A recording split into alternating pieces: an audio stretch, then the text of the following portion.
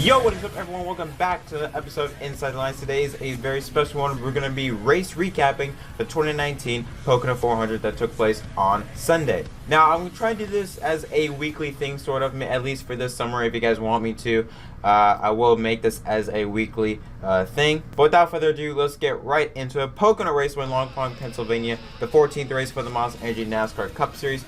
Race started out with William Byron and Kyle Busch on pole. Erik Jones gave William Byron a good push heading into turn 1, and surprisingly, Byron was able to clear Kyle Busch coming off of turn number 1. And then surprisingly, Kyle Busch would then later on lap 3 lose the second spot to Erik Jones. Now the biggest loser from that start was Kurt Busch in the one car. He started 21st on the grid and fell back to 6th only on lap 6, and he had some issues with his car. That's what he said during his radio on lap 15.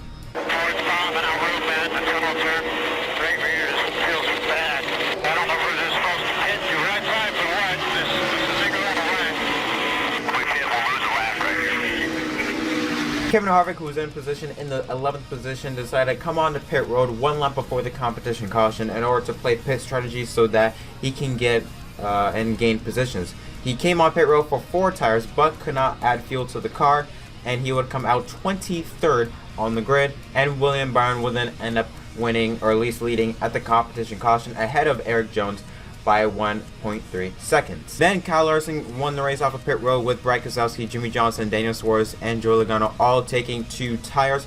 And with Kevin Harvick, he gained 23 spots, so he was able to have a net gain of 2 positions. He came on a pit road, and then after all of that went by, he ended up starting in the 9th spot. Lap 25, Brad Keselowski and Kyle Larson led him into turn 1. Kyle Larson was able to get a good run coming off turn 1 and was able to take the lead onto the back straightaway. Then on lap 30, Austin Dillon spins around and smacks the outside wall to bring out the first real caution of the day. Let's take a look what happened here. Paul Menard just drives it into turn 3 a bit too hard, gets to the back end of Austin Dillon, gets Austin Dillon loose, and Dillon slams into the outside wall, ending his day. Lap 34, restart begins. Kyle Larson got a huge lead on the inside row position driver Brad Keselowski, but look at William Byron, gets a huge push from Kevin Harvick, decides to cut down low right in front of Keselowski to move into the 2nd position with Larson as leader coming off of turn 1. Then with 3 laps to go in stage 1, a couple drivers in front of the field decided to come onto pit road to play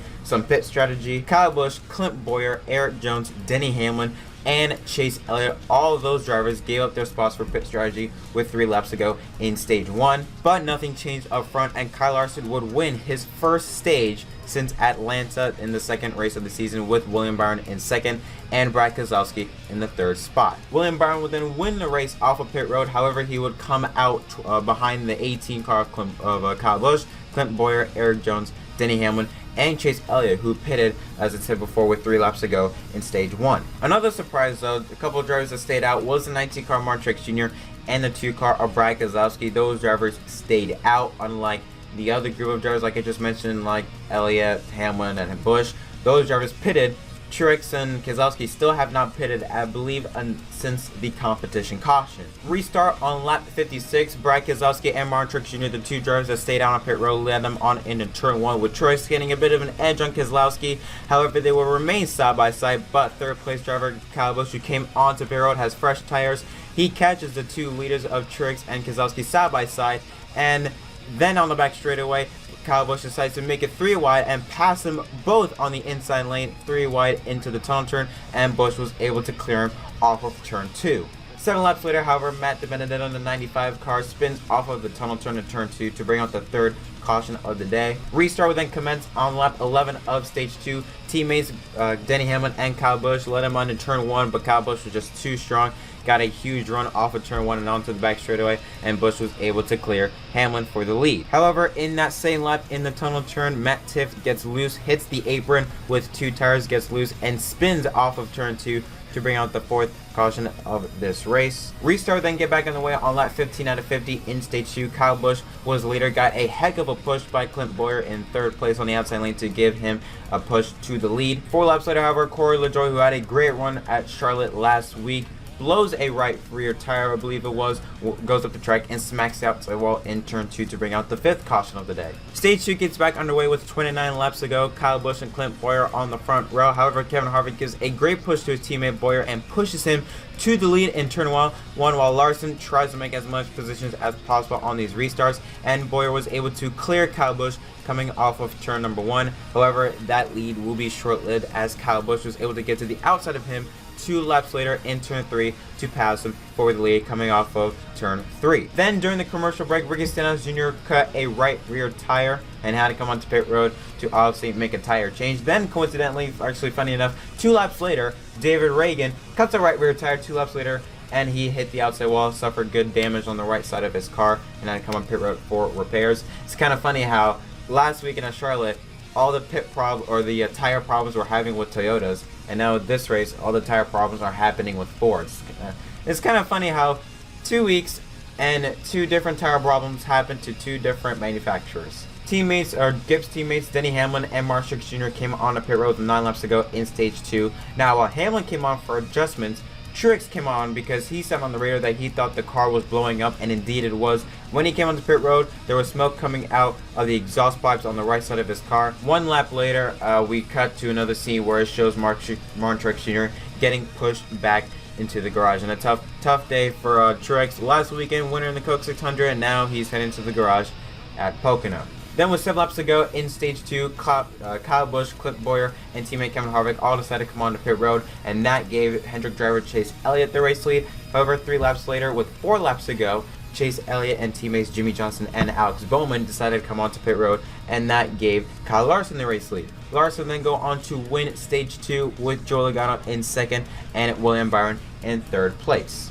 Stage 3 with 56 laps to go, it was Kyle Busch and Kevin Harvick that led the way into turn 1. Kyle Busch got a great push from his teammate Denny Hamlin. However, Kevin Harvick was able to stay even with Kyle Busch on the back straightaway. However, heading into turn 2, Kyle Busch was able to clear Kevin Harvick off of the tunnel turn. During that restart, however, William Byron 1 lap later got very loose in turn 1, went up the racetrack and smacked the outside wall. He was around the top 10, I would say. Then after that mess, he was around 25th or so. He lost a ton of positions after that contact with the wall. Pit stops began with 41 laps to go, and it began with Brad Keselowski in a 2, who I believe was around the 10th or 11th position. 1 lap later, his teammate Joe Logano decided to come onto pit road, and then finally Eric Jones on the 20 and Ryan Blaney decided to come on pit road with 39 laps to go. 2 laps later, Kyle Busch and Kevin Harvick decided to come onto pit road at the same time, and by the looks of it, Kyle Busch seems to have a slower stop heading onto the left side of his car.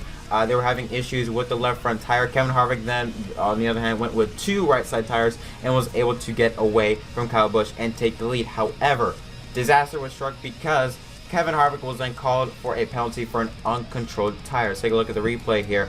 Kevin Harvick, clearly an uncontrolled tire, was clear as days on the 4 team, and as a result, Kevin Harvick had to serve a pass-through penalty, which is a shame because Harvick looked like he was really the only driver that had a shot at challenging Kyle Busch for the win. Meanwhile, while all of that was going on, Daniel Suarez was the race leader with William Byron in 2nd and Daniel Hemrick in 3rd. Suarez was hoping for a caution, but unfortunately that was not meant to be. With 26 laps to go, he had to forfeit the race lead to William Byron, and then 2 laps later, Byron had to come onto pit road, which gave Hemrick the race lead.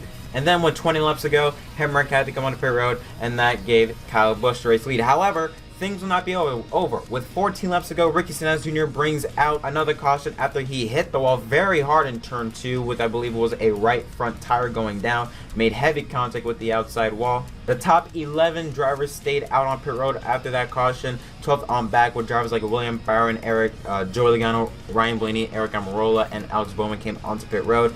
Another thing that you saw there was Kevin Harvick. The hood was up on his race car, and the issue was that there was a cracked steering box. Because for those of you that did not know, after the uncontrolled tire, Kevin Harvick had issues with his race car, and they didn't know what it was. After they popped the hood up and took a look at the car, it was found to have a cracked steering box. So it was a good day from bad day to worst day for Kevin Harvick. Restart then took place with 9 laps to go with Kyle Busch as the leader. Busch got out to another good start ahead of his teammate Eric Jones in turn 1. However, looking around 5th place on back, Kyle Larson jumps up right in front of Clint Bowyer and smacks the outside wall. Pretty good contact with the outside wall, making contact with Clint Bowyer, and as a result, he had to come onto pit road. and that would really end his day. This is actually, I believe, the 3rd time in his career Kyle Larson had to come onto pit road, or I should say he lost the win or did not win a race after he won the first 2 stages. However, ultimately, no one could really challenge Kyle Busch, because after he got out ahead of Erik Jones, he just got away from everybody, and Kyle Busch was able to score his 4th win of the season and his 55th career win in his NASCAR Cup career, tying Rusty Wallace for 9th on NASCAR's all-time win list. And I mean, look, you can hate him, but Kyle Busch, he's right now the man of NASCAR in 2019. Here's a look at the results following the Pocono 400. Kyle Busch wins for the 4th time in his this season, I should say. Brad Keselowski in 2nd, Erik Jones in 3rd, Chase Elliott in 4th, Clint Bowyer 5th, Denny Hamlin in 6th. Nice top 10 for him after he's had a run of bad finishes the past 3 to 4 races. Joey Logano in 2nd, Daniel Suarez 8th, William Byron, a nice pickup from him after he made contact with the wall, comes home in 9th, Eric Almirola in 10th, Kurt Busch, who really should have been outside the top 25, I should say. 11th place run is a good run for him in that number 1 team. Ryan Blaney in 12th, Daniel Hemrick in 13th, Chris Buescher in 14th. Good run for those 2 drivers. Alex Bowman in 15th, Ryan Newman in 16th, Matt DiBenedetto in 17th. Nice rebound for him after he spun in stage 1, or stage 2 I should say. Paul Menard 18th, Jimmy Johnson 19th, and Michael McDowell rounds out the top 20 in the 20th spot. So my rating for this race is not good. 4 out of 10. Really, pit strategies was the only thing that saved this race. If it wasn't for the pit strategy, this race would have been an absolute doozer. Surprising though, I mean, it's Pocono, what'd you expect? I talked about it really in my earlier episode that I made on Sunday. Just with this package, I kind of had a feeling Pocono was not going to be fun to watch. I mean, it's a flat track with very short corners where if you have to lift the gas, and there's no throttle response with this package. So once you lift the gas, you lose so much momentum, and all that does is just make the field that much farther apart. Indianapolis, which many drivers view this track with Indy, or compare Pocono with Indy, we're probably gonna have the same reaction with this one. With this package, if you let out the gas just a tiny bit, it's just gonna stretch that field apart. So Indy would be a doozer, not surprising, but yeah, this race was pretty bad. Denny Hamlin did comment on something about with Michigan and how he says that might be one of the best races of the year. Hope so. I mean, it's a bank track. It's gonna be slick though. That's the only thing. It's gonna be very slick. It's gonna be pretty hot, which is not what we want, because with this package again, it works well under cool conditions. So I don't know. It'll be interesting to see how Michigan plays out. I don't think I expect it to be like what the Xfinity race was like when it ran restricted place last year I should say, because it's gonna be more horsepower.